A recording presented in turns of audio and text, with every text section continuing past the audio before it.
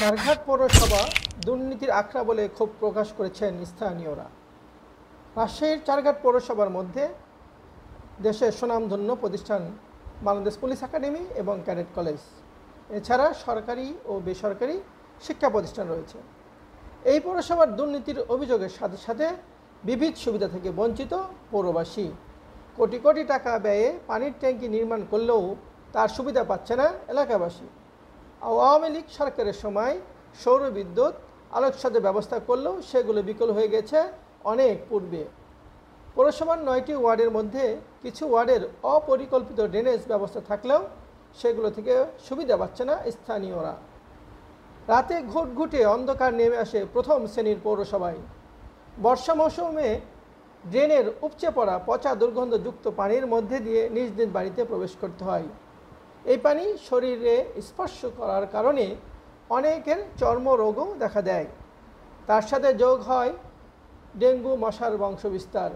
কদাচিৎ পৌরসভার উদ্যোগে মশা নিধন ঔষধ স্প্রে করা হয়। এই বিষয়গুলো নিয়ে পৌরসভার কেউ ক্যামেরার সামনে কথা বলতে সম্মতি প্রকাশ করেনি। তবে পৌর প্রশাসন বলেছেন লোকবলের কারণে সঠিকভাবে সেবা দেওয়া যাচ্ছে না, তবে তারা চেষ্টা করছেন। সার্বিক বিষয়ে পৌরবাসীরা মিশ্র প্রতিক্রিয়া ব্যক্ত করে বলেছেন, মোহাম্মদ মকসাদ আলী, অবসরপ্রাপ্ত সৈনিক আমি। আমার এখানে বাড়ি করার পর থেকে মোটামুটি ড্রেন হয়েছে, কিন্তু ড্রেনের অত প্রতিফলন কোনো সুযোগ সুবিধা নাই। আর সাপ্লাইয়ের পানির কোনো ব্যবস্থা হয়নি, তারপর লাইটিংও কোনো কিছু হয়নি। এ পর্যন্ত পড়ে আছে একটা ড্রেন শুধু করে গেছে, এ পর্যন্ত ড্রেনের কোনো পরিষ্কার বলে কোনো কিছু এ পর্যন্ত আর কিছু হয়নি। হয়তো আমার সমস্যা হয়েছে, এই পানি নামে না ঠিকমতো, ময়লা জঙ্গল এসব পরিষ্কার মানে সুবিধার জন্য যেগুলো পাবো সেগুলো আমরা পাইনি। মাসটাকে পরিষ্কার করে গেছে, শুধু উপরকার ময়লাগুলা মানে পলিথিনগুলা, যা এখন পর্যন্ত পানি এখনও ড্রেনের পানি নামে না, ড্রেনের পানি ড্রেনে থেকে যায়।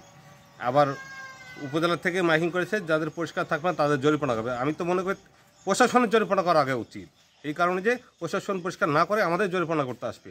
বিষয় হলো যে আমাদের যে ড্রেনের যে মশা মাছি উপদ্রুতা বেশি। আমরা মানে এই পৌরসভা হওয়ার পর থেকে শুধুমাত্র 2 বার দেখছি যে স্প্রে করতে আসছে। পৌরসভার মানে কোনো ব্যবস্থাই ভালো না, ড্রেনের ব্যবস্থা ভালো না, লাইটিংয়ের ব্যবস্থা ভালো না, রাস্তাঘাট করছে 14 নম্বর, যেটা ভাষা প্রকাশ করা যাবে না।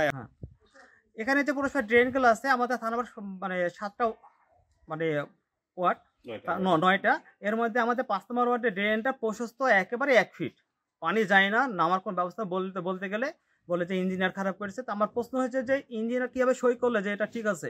তো ইঞ্জিনিয়ার চোর আছে। চলবে রাস্তা করেছে পৌরসভা, কিন্তু প্রশস্ত না, রাস্তার উন্নয়ন প্রশস্ত হয়নি, রাস্তার ভালো মতন ডেভেলপ হয়নি। রাস্তার উন্নয়ন করতে হলে আবার এটা সংস্কার করতে হবে, ভাঙতে হবে, ভেঙে পরিপূর্ণভাবে সংস্কার করে উন্নয়ন করতে হবে। আবার যেটা ফখরুল ভাইয়ের আমলে করা হয়েছে, যেটা গোরস্থান বা হেরমবম করেছে, হেরমবম এখনই ভেঙে গেছে, 1 বছর হয়নি। হেরমবম ভেঙে গেছে, সিমেন্ট ঢালাই যেটা করে গেছে 1 বছরই হয়নি, এটা ভেঙে গেছে। তাহলে ওখানে 10 নম্বর ইট দিয়েছে, আবার 14 নম্বর সিমেন্ট দিয়েছে, এটা বাস্তব। কিন্তু আমার প্রশ্ন আরেকটা পৌরসভার কাছে, যে ইঞ্জিনিয়ার এখানে এসে যে তদারকি করে দেখে, ইঞ্জিনিয়ারকে কি দেখে একটা শিক্ষা গ্রহণ করেছে যে 2 নম্বর কাজ করে ধরতে পারে না? তার ইঞ্জিনিয়ার দক্ষতা নাই, ইঞ্জিনিয়ারকে চেঞ্জ করতে হবে, ইঞ্জিনিয়ারকে ছাঁটাই করতে হবে, ভালো ইঞ্জিনিয়ার নিয়ে এসে কাজ করাতে হবে।